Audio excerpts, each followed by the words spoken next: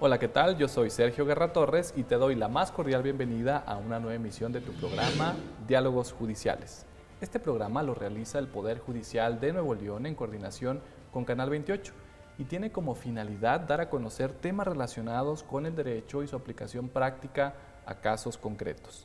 Nuestros invitados e invitadas acuden con nosotros y nos comentan acerca de sus experiencias, acerca de sus conocimientos que seguramente te pueden servir para tu vida cotidiana.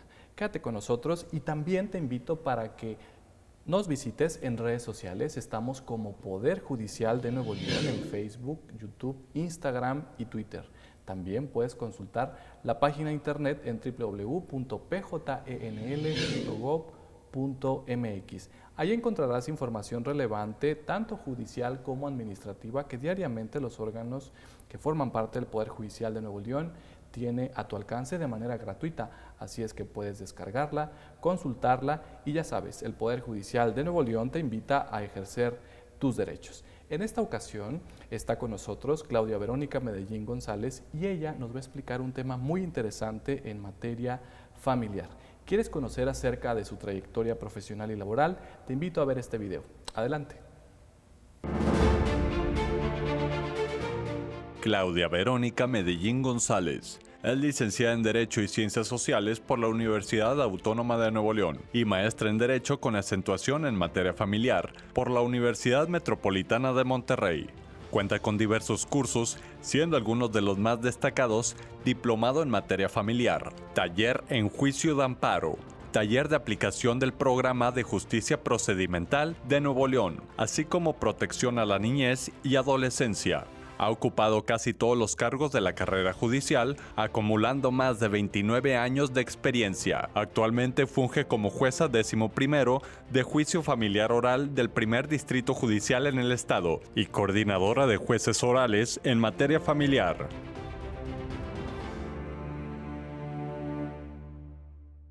Antes de iniciar de lleno con la entrevista, salimos a la calle a escuchar la opinión de las personas e hicimos una pregunta. ¿Qué le preguntarías a un juez o una jueza familiar en Nuevo León? Obtuvimos los siguientes resultados. Adelante. ¿Cómo está manejando él lo de la ley vicaria? Él o ella, jueza o juez. ¿En qué se está basando para pues sí, poner en el procedimiento a la ley vicaria? Si necesariamente tiene que ser darle seguimiento a una demanda, ya sea de pensión, ya sea de convivencia, que si precisamente tiene que ser nada más con un abogado, de que hay o se pudiera hacer de que se fuera de oficio, o sea, de que a ver, aquí hay un caso, pero pues ya no hay abogado, a ver que se le asigne a uno, o sea, que fuera algo como que más automático. ¿Qué opinión tienes sobre la filiación cuando se habla de maternidad subrogada? Tengo entendido que en el estado de Nuevo León no está previsto por ningún código, igual y me puedo equivocar. Sin embargo, han salido criterios del más alto tribunal del país en el que manifiesta algunas situaciones sobre la maternidad subrogada, algunos criterios. ¿A qué criterios nuevos se están implementando actualmente en materia familiar para juzgar con perspectiva de género? También chequen a la mamá, porque el padre da la manutención y la madre se lo gasta en otras cosas, que es como por ejemplo uñas postizas, pestañas, irse al antro, gastar el dinero que viene del papá del niño para el niño, no para gastos de la mamá.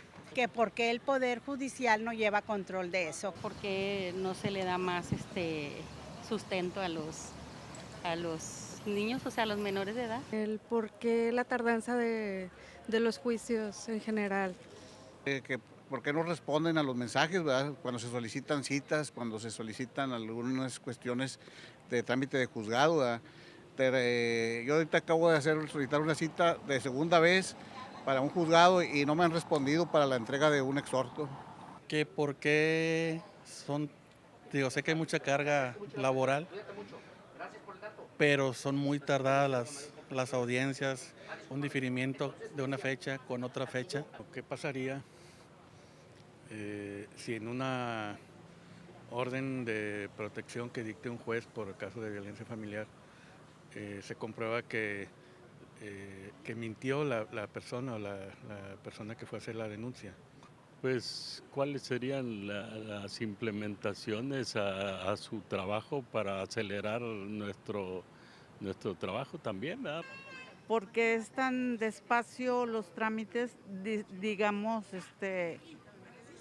a mí me lleva desde el 19 haciendo este trámite y todavía no salgo de la duda. Una sentencia testamentaria desde el 20. ¿Desde el 20 de 2020. desde el 2020. Sí.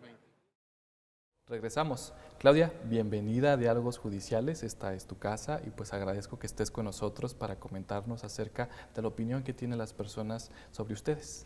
Muchas gracias por la invitación, Sergio, y en realidad pues es una oportunidad para nosotros como jueces, juezas, el conocer el sentir de la gente y poder resolver pues las dudas que tengan. Entonces estamos abiertos a responder precisamente para su ilustración, para su conocimiento, el cómo realizamos nuestra tarea y cómo podemos atender sus asuntos. Muy bien. Claudia, y de las preguntas y los comentarios que surgieron a través del video que acabamos de ver hace unos momentos, me gustaría empezar con la siguiente pregunta. ¿Qué entendemos por derecho familiar en México?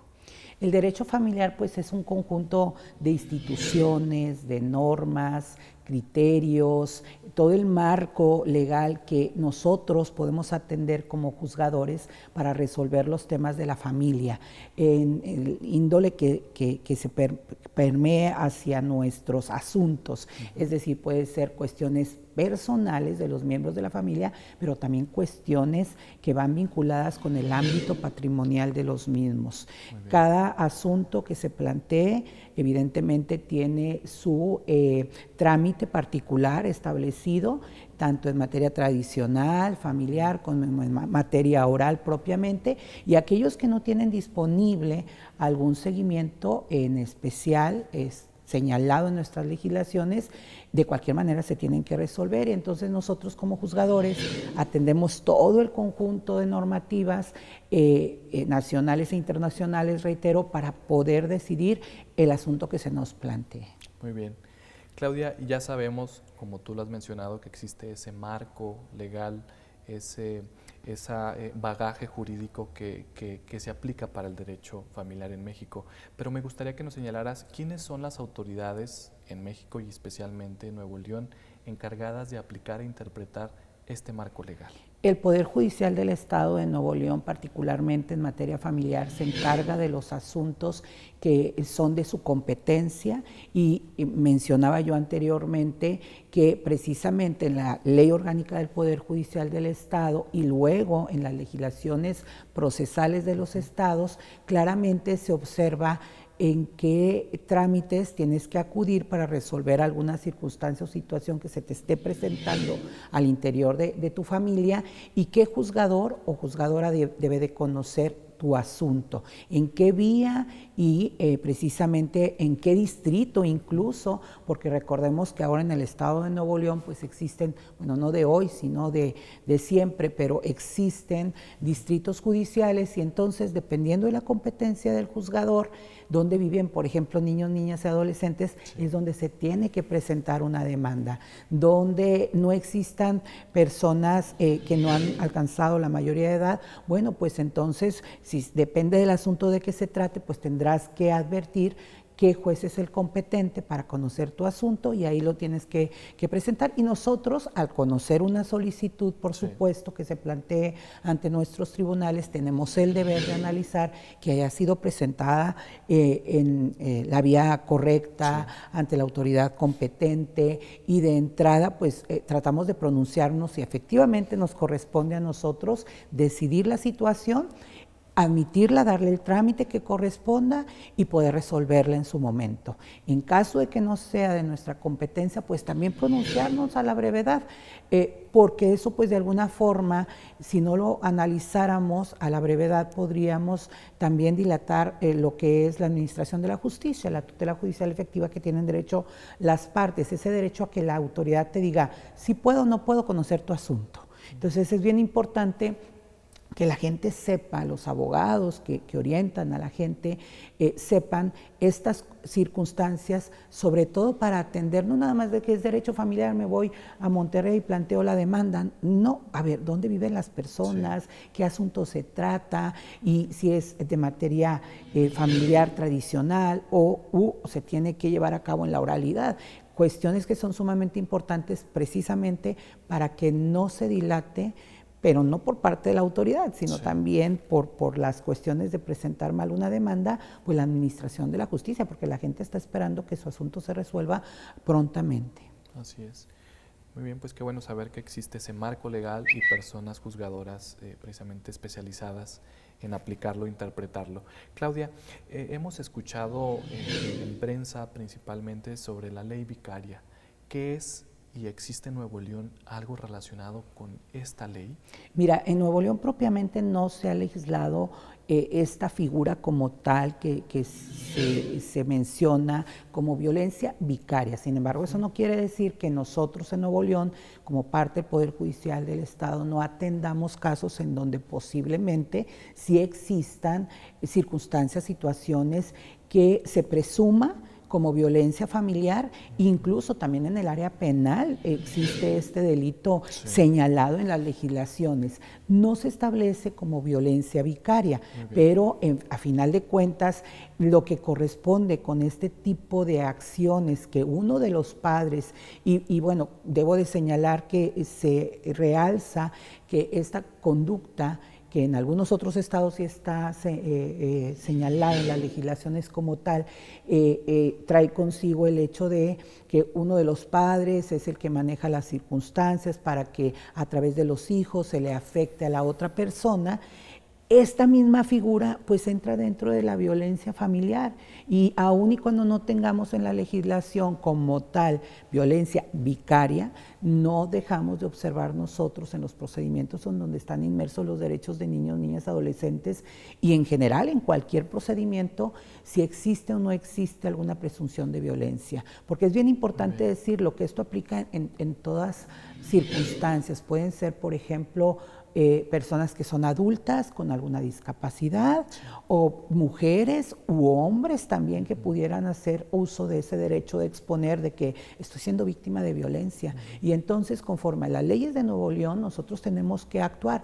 La ley general que corresponde precisamente a la protección de que se viva en un ambiente libre de violencia y está señalada que es para las mujeres en el marco internacional y constitucionalmente hablando, pues también tenemos que atender esa igualdad que existe entre el hombre y la mujer, hablando precisamente ya de las personas adultas. Entonces la protección existe, el marco legal existe, aun y cuando no esté aquí en Nuevo León legislada como tal la violencia vicaria. Sí existe en otros estados, alrededor de 9, 10 estados, tengo entendido, hasta hace poco eran los que manejaban este término. A nivel federal tampoco ha habido alguna legislación que se haya concretado a señalarlo como tal, pero eso está inmerso dentro de lo que es la violencia familiar. Muy bien.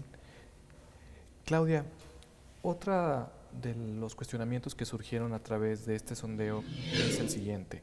Es decir, cuando hay personas que participan en un procedimiento familiar, sea un juicio, sea un acto previo a juicio, ¿es necesario que tengan una persona abogada? Y si no la tienen, ¿ustedes como jueces y juezas lo designan de oficio?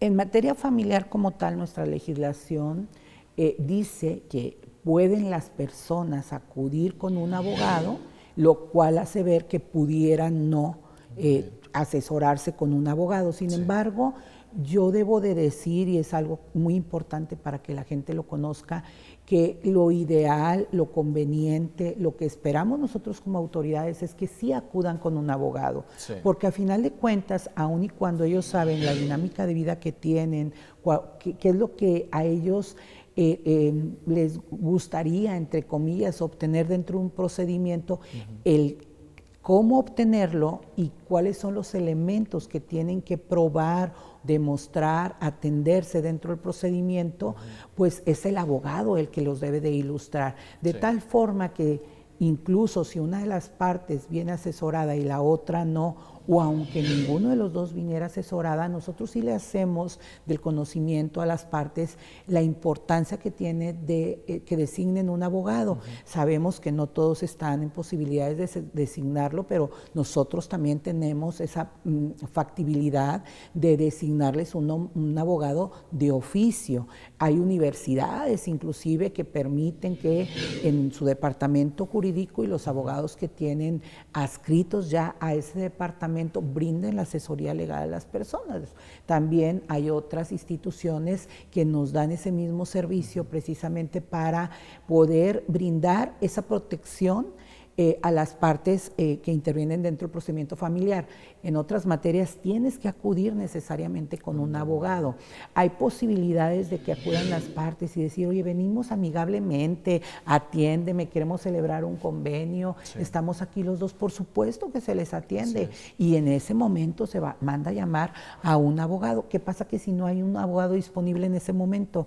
Pues nada más hacemos las gestiones pertinentes para que a la brevedad se le asigne el abogado y posteriormente podamos concretar lo que corresponda. Cuando hay mucho acuerdo entre las partes no es el problema, el detalle se presenta cuando sí hay una controversia, juicios contenciosos, que ahí sí necesariamente y con mayor razón es un derecho que tenemos que atender las autoridades de que las partes estén asesoradas debidamente por un abogado. Muy bien. Pues con esto quedaron respondidas algunas de las preguntas que obtuvimos a través de ese sondeo. Hay más. Te invito para que te quedes con nosotros. Regresamos. Esto es Diálogos Judiciales.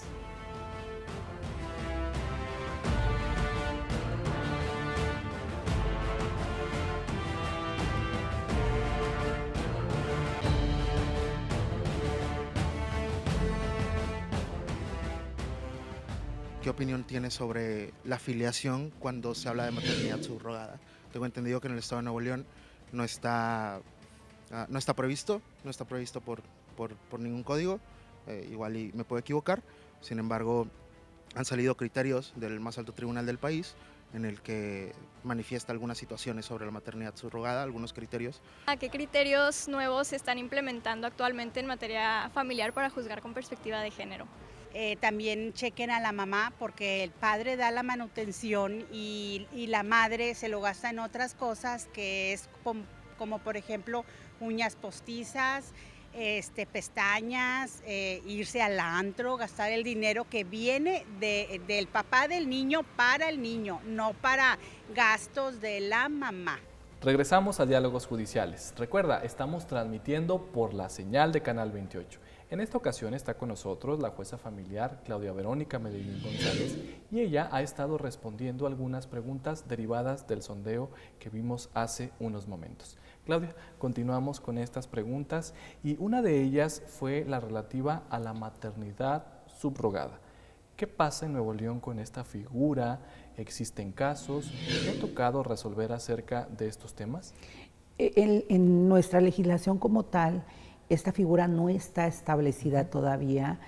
Se han presentado diversas iniciativas, incluso por parte de quienes estuvieron y están aquí en el Poder Judicial del Estado, pero no ha llegado a concretarse precisamente el que ya entren en vigor estas disposiciones. Sin embargo, ello no es obstáculo para que presentarse alguna circunstancia, situación de esta naturaleza que sabemos o presumimos que sí se pueden dar aquí en este estado y en cualquier lugar, porque el interés de la gente en muchos casos es ser mamá y en algunos casos no tienen esa posibilidad de manera natural, digámoslo así.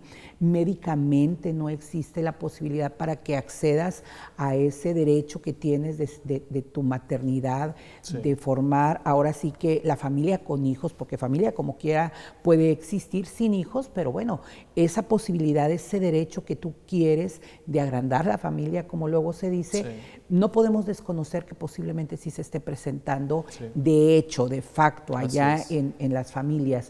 No existe la legislación como tal, pero tampoco eso es obstáculo para que no puedas en su momento llevar a cabo manera legalmente de acudir ante una autoridad, llevar a cabo incluso un contrato, un convenio, ver la forma a través incluso de las mismas instituciones que brindan el servicio de mecanismos alternativos, o incluso si ya se dispuso alguna cuestión y ante un juez familiar tradicional, porque en la oralidad son ciertos asuntos únicamente los que podemos conocer. En materia familiar tradicional, lo que no está establecido como tal dentro de las legislaciones, ni en materia tradicional ni en la oralidad, te lo traes a materia tradicional y se va a tener que resolver a través de un juicio o a través de un procedimiento que entablen las partes. Depende si hay controversia o no hay controversia, es el juicio que se tiene que atender para esa situación particular. Pero sí debo de subrayar, es una situación que se está presentando o debe de estarse presentando si existe esa posibilidad para las partes de acceder a esa maternidad sustituta, porque en muchas ocasiones pues la mujer no es factible que se embarace de manera directa, pero puede también a través de precisamente esta figura atender cualquier circunstancia de manera genética, médica, para lograrlo. Muy bien. Pues qué interesante saber que esa figura de alguna forma aún no presente en la legislación, pues sí existen mecanismos como tú has señalado para llevar a cabo esta maternidad subrogada, y que fue precisamente una pregunta que surgió por parte de nuestro auditorio. Claudia, y se habla de juzgar con perspectiva de género, se habla también que pues debe darse la oportunidad tanto a los varones como a las mujeres, pero exactamente qué es juzgar con perspectiva de género, y nos podrías dar un ejemplo en donde has aplicado este tema. Mira, en muchas ocasiones, de hecho, una cuestión que la gente trae como que muy arraigada es los estereotipos, lo que yo pienso que debe de hacer una mujer o lo que yo pienso que corresponde a un varón como tal, ¿no? Y entonces damos por hecho estas circunstancias y situaciones y atendemos lo que se presenta en las legislaciones, en el día a día, con esa idea preconcebida que yo traigo, ya incluso desde mi formación, ¿no? En los casos particularmente en donde nosotros tenemos que resolver circunstancias de la familia y de cualquier otra materia, inclusive también en algunos casos, tenemos que analizar si existe alguna disparidad, alguna cuestión que por alguna razón en la legislación se haya quedado ahí, porque tenemos legislaciones muy antiguas y finalmente se están presentando día a día cuestiones muy novedosas en nuestra sociedad, porque es una sociedad muy cambiante, y entonces nosotros tenemos que ir disipando, quitando esos obstáculos, esas brechas de diferencia que existen, pero sí a la luz precisamente, pues por ejemplo, el interés superior del menor, que son principios que rigen, y en cada caso concreto tener que analizar cuáles son ahora sí que las cuestiones que yo tengo que decidir. Primero analizar, observar, qué debo de tomar en cuenta en cada caso para yo poder emitir las resoluciones que estime pertinentes, salvaguardar los derechos de las partes, buscar esa igualdad entre ellos, y si tengo que dictar resoluciones para desahogar pruebas o para atender el asunto de una forma, digámoslo así, diferente, pero a la vez no porque yo como autoridad lo quiera, sino porque a final de cuentas las condiciones de este asunto implican esa actuación de la autoridad, pues yo lo pueda realizar. La gente piensa que nosotros, las mujeres juzgadoras, posiblemente podemos estar a favor de la mujer, o bien que siempre la perspectiva de género es atender a favor de la mujer los casos, y no, existen inclusive ya criterios de nuestras máximas autoridades, pero además nosotros también dentro del fuero común lo atendemos así. La perspectiva de género no es de hombre, no es de mujer, no es un sexo determinado el que determina las resoluciones que se tienen que emitir dentro de un procedimiento. En cada asunto concreto tenemos que atender cuáles son las circunstancias que observamos y de ahí partir para tomar esas decisiones. ¿En qué asuntos podemos nosotros observar esas circunstancias en materia familiar en cualquiera. Evidentemente hay una serie de principios que tenemos que atender, pero en cualquiera podemos hacer ese tipo de análisis, ese método que la propia Corte nos ha dicho cómo lo tenemos que atender para poder, en su caso, determinar lo que mejor corresponde en el caso concreto. Me tocó, por ejemplo, en un asunto en donde se iban a aplicar medios de apremio a una persona porque no cumplió con una determinación, y es algo importante que conozca la gente, que cuando una autoridad determina algo, tienes que cumplirlo, porque si existe una prevención por cuanto a que si no lo cumples se te va a aplicar una multa o un arresto, ten por seguro que la autoridad va a llevar a cabo la determinación si tú incumples. Aparte de los delitos que se pudieran generar por la desobediencia de la orden de autoridad judicial. Pero bueno, en este caso concreto me pidieron la aplicación de un medio de apremio y bueno, si la señora trabaja pero gana poco, yo le aplico el medio de apremio, no es por cuestión de que sea mujer que le voy a dejar de aplicar el medio de apremio, más bien tengo que atender todo el contexto, y si yo le quito los 1,000 pesos que gana a la semana, ¿con qué le va a proporcionar alimentos al niño? Por ejemplo, que ella también tiene una obligación de otorgar alimentos. Me dice el señor, es que el niño tiene su pensión alimenticia que yo le doy. Sí, nada más que tú tienes una obligación, la señora tiene otra obligación y en conjunto tienen que cubrir la serie de necesidades que tiene el niño. Entonces, este es un ejemplo únicamente para poder definir que no solamente en una sentencia aplica la perspectiva de género, en todas tus resoluciones tienes que atender ese tipo de circunstancias, aun y cuando la ley establezca alguna cuestión en particular, por ejemplo, en atención a la edad de una persona, en atención a algunas circunstancias, tenemos que observar, en este caso particular, el contexto de la familia y de lo que se desprende del expediente, o inclusive dictar medidas para mejor proveer y determinar lo que corresponda. En el caso de las convivencias o custodias, por ejemplo, pues quizás se tendría la idea de que la mujer era más capaz de cuidar a los hijos, por ejemplo, ¿no?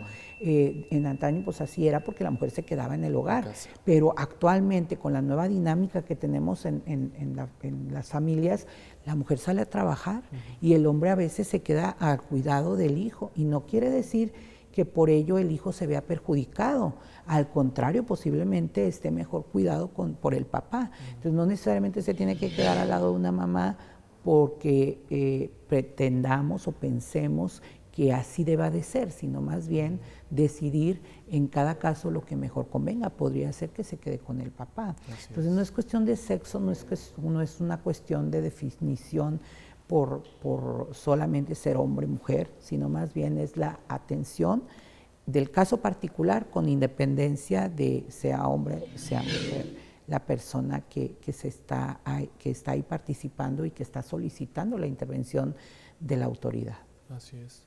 Muy bien, y desde luego existen, por ejemplo, protocolos de actuación que son una guía, pero como tú señalas, el caso concreto, las circunstancias particulares de cada caso concreto, pues serán valoradas por ustedes, jueces y jueces. Así es, hay una normativa, hay criterios que han emanado del propio tribunal de nosotros, de las autoridades federales, y que me dan una pauta, pero finalmente, y en materia familiar con mayor razón, pueden ser muy similares los casos que estés analizando, pero por una sola circunstancia tendrás que atender particularmente pues lo que en ese expediente tienes que resolver.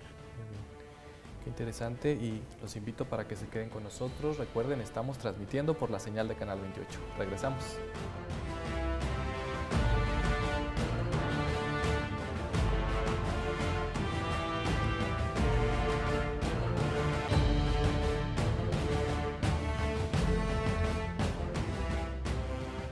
¿Por qué no se le da más sustento a los niños, o sea, a los menores de edad? El por qué la tardanza de los juicios en general. ¿Por qué no responden a los mensajes, ¿verdad? Cuando se solicitan citas, cuando se solicitan algunas cuestiones de trámite de juzgado, ¿verdad? Yo ahorita acabo de solicitar una cita de segunda vez para un juzgado y no me han respondido para la entrega de un exhorto. Que por qué son, sé que hay mucha carga laboral, pero son muy tardadas las audiencias, un diferimiento de una fecha con otra fecha. ¿Qué pasaría si en una orden de protección que dicte un juez por el caso de violencia familiar se comprueba que mintió la persona o la persona que fue a hacer la denuncia? Regresamos a Diálogos Judiciales. Recuerda, estamos transmitiendo por la señal de Canal 28. Te invito para que nos sigas en redes sociales. Estamos como Poder Judicial de Nuevo León en Facebook, YouTube, Instagram y Twitter.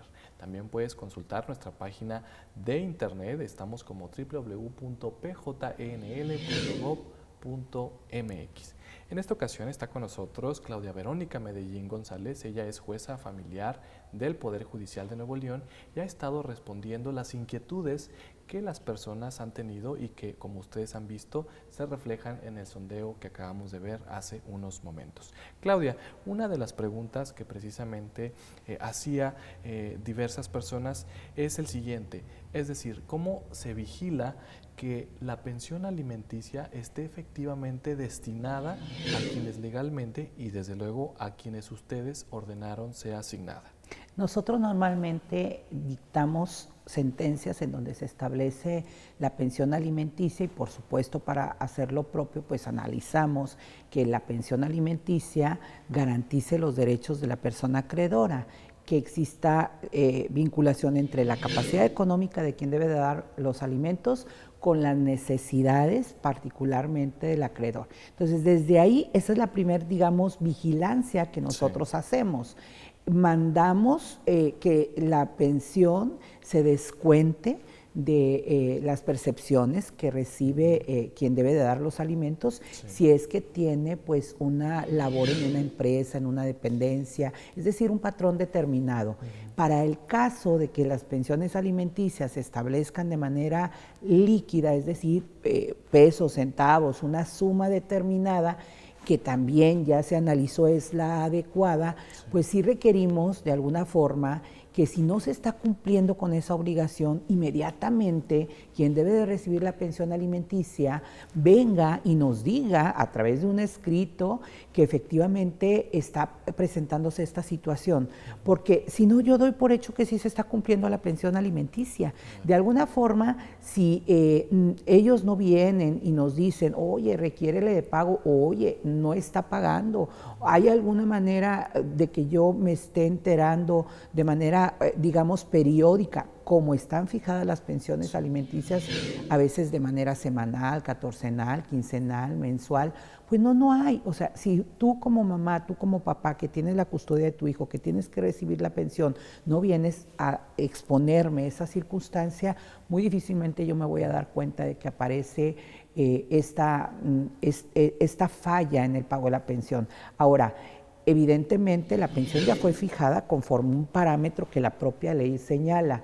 En muchas ocasiones de lo que hablan es que la pensión alimenticia fue fijada en cierta cantidad y esa cantidad, en lugar de aplicarla para cubrir los alimentos del niño o del beneficiario propiamente hablando, se gasta en otras cosas. Sabemos que las obligaciones parentales conllevarían a que papá y mamá platiquen, dialoguen, resuelvan todo lo que tiene que ver con los hijos y de mutuo acuerdo se pongan de acuerdo, ahora sí, págame la redundancia, en cómo van a gastar ese dinero que es del niño particularmente. Pero cuando hay algunas discusiones, problemas entre los miembros de la familia, pues esa posibilidad no existe. Se rompe el vínculo y en muchas ocasiones se rompe la comunicación, en perjuicio del niño, lamentablemente. Pero en esos casos, muy particularmente, si vienen y me dicen que se está presentando esa cuestión, pues yo tengo el deber como autoridad de indagar qué es lo que está sucediendo y posteriormente tomar determinaciones conforme mejor beneficien al niño. No quiere decir esto que le tenga que pedir unas cuentas de administración de la cantidad que se está entregando como pensión alimenticia, no como tal, pero sí hacer mis propias investigaciones, porque no puedo quedarme ahora sí de brazos cruzados ante la circunstancia que me están haciendo pudiendo ver de que se está pagando la pensión y no se está utilizando como debe de ser. Muy bien. Claudia, otra de las cuestiones que surgieron a raíz de este sondeo es la protección de la salud mental hacia quienes precisamente tienen una cuestión vinculada a ese tema y precisamente hacia los grupos vulnerables. Ahora, ¿cómo y de qué manera ustedes como jueces y juezas familiares en Nuevo León protegen a la salud mental de estas personas? En los procedimientos que nosotros vamos conociendo, advertimos en muchas ocasiones, y pues más a raíz de incluso de la pandemia que nos afectó a todos, circunstancias de salud en general y circunstancias de salud mental, y nosotros tenemos que tomar las medidas pertinentes para poder atender en cada caso particular lo que corresponda. No existe como tal dentro del Código de Procedimientos civiles, que es donde se contempla el proceso familiar, cuáles son las medidas que en particular se tengan que tomar. Pero eso no implica que la autoridad no tenga que ser, como dice la autoridad federal, creativa, que nosotros como jueces no debamos de ser incluso hasta creativos para ver en cada caso qué procede. Hay evaluaciones, hay una procuraduría que se encarga de darnos ese apoyo también, de acompañarnos en muchas ocasiones a conocer a las personas que tienen estas circunstancias, cuando se puede, porque también tenemos que ver cuál es la condición específica que tiene la persona y si le está permitido, si es posible, de acuerdo a su situación, que una autoridad esté presente y directamente analice su situación.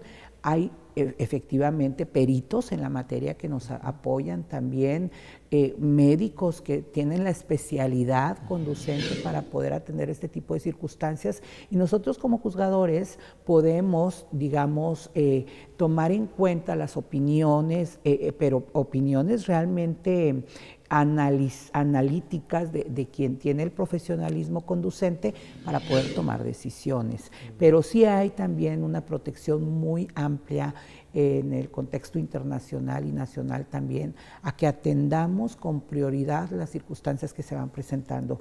A manera de ejemplo, yo sí debo señalar que he tenido 2 o 3 casos en donde lo que se está planteando, por ejemplo, es un divorcio incausado, que no tiene que ver mucho con la cuestión mental, pero si tiene una discapacidad la persona, pues puedo buscar, tocar la puerta con alguna institución de carácter público y me han brindado el apoyo que se requiere para esa persona, por ejemplo, con un aparato auditivo, con citas, en otro contexto, con citas con un psicólogo, que además son gratuitas, entonces que de alguna forma podemos apoyar con eso. En algunos casos no son del todo gratuitos, pero los pagos se puede buscar por parte de nosotros como jueces, inclusive también que se les dé apoyos para hacer ahí algunos ajustes en cuanto a los gastos. La cosa es que no podemos quedarnos con los brazos cruzados, no hacer nada, sino nosotros tenemos que resolver la situación que se presente, siempre en busca del interés de esta persona, que se le protegen sus derechos, sin discriminarlo también por el hecho, porque hay muchas personas que evidentemente tienen una condición de discapacidad, pero eso no merma sus derechos ni la posibilidad de poder acudir ante los tribunales, incluso de manera directa. Muy bien. Claudia, hay una pregunta que efectúan y es en el sentido de qué es una orden de protección y de qué manera se puede sancionar a la persona que miente al promover estas órdenes de protección. El código que tenemos nosotros vigente señala, no solamente a nivel estatal, sino a nivel general, la posibilidad de que en aquellos casos en donde exista algún tipo de violencia, que sabemos puede ser física, puede ser sexual, puede ser económica, patrimonial, de otras naturalezas, tú puedes acudir ante la autoridad y pedir una protección, como el nombre lo dice. Y depende de cada circunstancia o situación que se esté presentando en el ámbito familiar, son las medidas que nosotros como juzgadores debemos de tomar. Algunas algunas están encaminadas a proteger únicamente el hecho de que no se acerque la persona porque pues, fue violenta y hubo violencia física, psicológica, pero en otras ocasiones pues, son otras determinaciones las que se tienen que emitir. Se parte de la idea de la presunción, y así lo dice la legislación, de la buena fe, de que lo que te está diciendo quien acude a pedir esa protección es real, es correcto, es cierto. Si se acude, ahora sí, y se falsea información, yo no lo puedo saber en ese momento. Sí. Mi deber como autoridad es, en la medida de lo posible, y si se dan las circunstancias, las situaciones que legalmente debo de observar, decretar la orden de protección. Si más adelante se demostrara que se señalaron hechos falsos, pues entonces existe la tipificación penal conducente para poder actuar en consecuencia. En materia familiar yo no puedo hacer, digámoslo así, aplicar una sanción como tal. Esto tendría que analizarse para luego pasar a otra instancia en donde se pueda determinar si efectivamente existió pues esa declaración en falsedad o alguna otra circunstancia que se esté presentando. Lo que sí es un hecho es que con las órdenes de protección también nosotros como autoridades tenemos que ser muy sensibles, cumplir con nuestra obligación de decretarlas.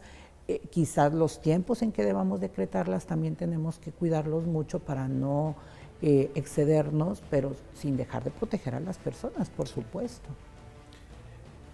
Claudia, pues existen muchas preguntas. Vamos a una pausa comercial y regresando, pues tenemos algunas otras que seguramente son de su interés. Adelante.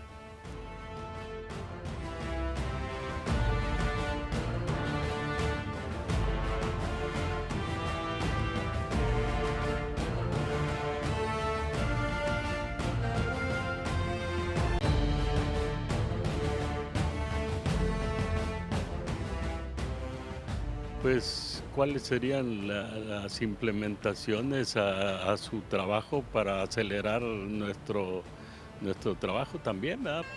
Porque es tan despacio los trámites, digamos,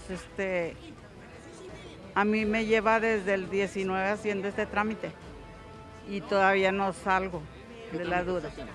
Una sentencia testamentaria desde el 20. ¿Desde el 20 de 2020. Regresamos a Diálogos Judiciales. Recuerda, estamos transmitiendo por la señal de Canal 28. Claudia, como jueza familiar en Nuevo León, nos ha estado respondiendo algunas inquietudes que han surgido a través de un sondeo que realizamos a personas y que nos han estado comentando algunos puntos muy interesantes. Claudia, uno de ellos se vincula con los medios de contacto que ellos, como usuarios o usuarias, tienen con ustedes una vez que inician un procedimiento judicial familiar. ¿De qué manera se priorizan estas solicitudes y a través de qué medios pueden contactarse con ustedes? Mira, propiamente el primer medio de comunicación oficial que tenemos es el propio expediente como tal, y dentro del expediente se ordena que las resoluciones que se emiten en el mismo se hagan del conocimiento de las personas que están interviniendo particularmente en ese asunto. Algunas notificaciones se hacen por boletín judicial, que es una herramienta que tiene mucho tiempo en uso y lo puedes revisar a través de redes tecnológicas inclusive. Ese sería un primer avance de esa comunicación. Otra vía, cuando hay notificaciones personales y no tiene señalado un tribunal virtual, que ahorita voy a decir esta parte, pues es en tu domicilio, no personal quizás, pero sí el convencional, porque puedes señalar un convencional que es de un abogado, y ahí es bien importante decirle a la gente que el hecho de que tú autorices un abogado, pues no te exime o no te limita a que tú mismo tengas que estar acudiendo con tu abogado y preguntándole qué es lo que pasa, porque luego a veces no hay suficiente comunicación y es espera la gente a que los abogados se les acerquen para decirles tienes que hacer esto. Entonces, pues los abogados tienen muchos asuntos, posiblemente alguno de ellos se le pase a hablarle para una cita, oye, te toca una cita y demás, y luego la gente no se da cuenta que tiene que cumplir una determinación o asistir a una cita. Entonces, ese contacto de nosotros con ellos a través de ese instructivo que se mandó a la oficina del abogado, pues es importante, pero también para que surta sus efectos legales, con el hecho de que yo le envíe el instructivo o yo publique la resolución cuando tienen tribunal virtual, yo cumplo, están enterados, hay comunicación. El detalle es cuando no existe la comunicación con el abogado y pues los usuarios. Ahora, el tribunal virtual es una herramienta muy afortunada desde mi punto de vista particular, y lo he escuchado de muchos abogados, además de muchos usuarios inclusive, da la pauta para que tú desde la comodidad de tu oficina, de tu casa, donde estés, inclusive con un aparato tecnológico, tú puedas acceder y ver todas las actuaciones del procedimiento. Y tú te estás enterando de todo lo que sucede a través del correo electrónico de los juzgados, a través de las herramientas que ha puesto el tribunal al alcance, como por ejemplo las audiencias se llevan a cabo también ya de manera electrónica, pues las personas se pueden conectar sin ningún problema.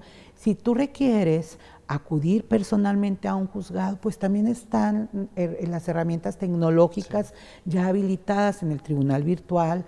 Hay una área específica que es de agenda y vas a solicitar un oficio, vas a solicitar una cita con el personal, tienes que acudir por alguna cuestión de manera física, pues hazlo de esa manera. ¿Quieres una cita para hablar con el juez? Lo puedes pedir a través de esa herramienta tecnológica de agenda en línea del tribunal virtual, o bien puedes presentar tu escrito y solicitar precisamente una audiencia conciliatoria o cualquier otra circunstancia que tú necesites. Obviamente seguimos teniendo los aparatos telefónicos conducentes. Evidentemente a veces me ha tocado escuchar que es que no contestan los teléfonos. Lo que pasa es que tenemos una línea y la línea siempre está ocupada porque hay mucha gente interesada en hablarnos, y nosotros sí damos el servicio también por esa vía. Entonces, en ocasiones si no tienes una cita y quieres hablar incluso con la persona del juzgado, puedes llegar a lo que es la planta baja del edificio donde estén los juzgados. Hay un módulo de atención ciudadana en donde te dicen, oye, a tales horas te toca la cita. Y hay ahora sí que toda una infraestructura que se ideó por parte del Poder Judicial del Estado a raíz de la pandemia, que ha facilitado mucho esta comunicación que existe, y sobre todo que no tengas que trasladarte, gastar gasolina, estacionamiento, pedir un día de trabajo, el tráfico, etcétera. Entonces, que tienes que atender a tus hijos, pero que tienes que atender también una cita del tribunal.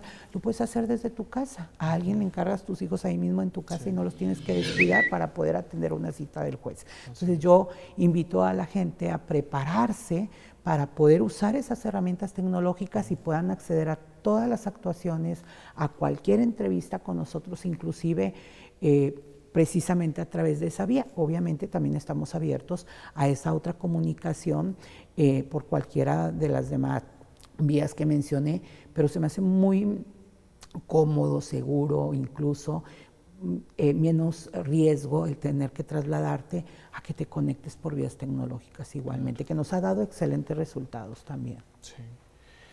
Claudia, ¿hay un tiempo límite para tramitar y resolver los procedimientos familiares?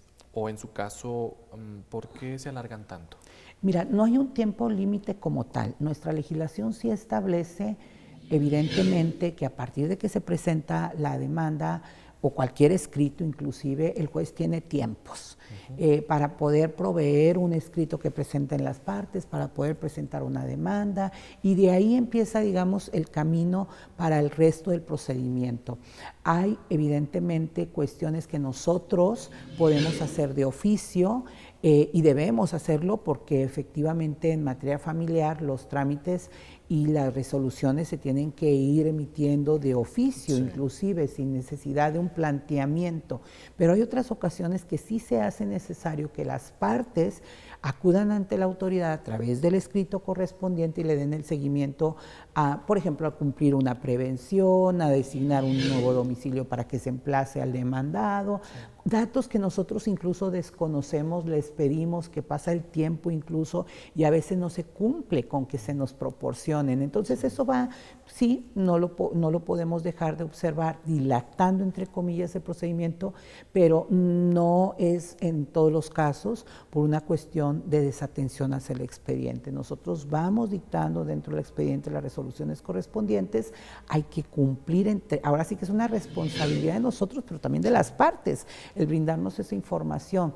Y lo que yo decía también, el contacto que tengas tú como usuario interesado de manera directa con tu abogado y que le permitas a tu abogado cumplir también con su labor es sumamente importante. Es una responsabilidad compartida, pudiéramos llamarlo así, sin quitarme a mí lo que me corresponde como juzgadora, el poder continuar con el asunto rápido. En cada etapa procesal hay términos.